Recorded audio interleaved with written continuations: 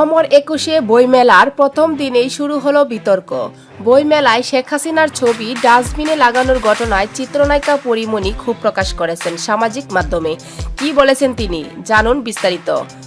প্রতি বছর অমর একুশে বইমেলা হয়ে ওঠে জ্ঞানের মহোৎসব, কিন্তু এবার বিতর্ক ছড়িয়ে দিল একটি ডাস্টবিন। বৈষম্য বিরোধী ছাত্র আন্দোলন নামে একটি সংগঠন মেলায় একটি ডাস্টবিন স্থাপন করেছে। সেখানে প্রধানমন্ত্রী শেখ হাসিনার ছবি সংযুক্ত করা হয় গিনাস্তম্ভ শিরোনামে। বিষয়টি নিয়ে শুরু হয়েছে তুমুল বিতর্ক।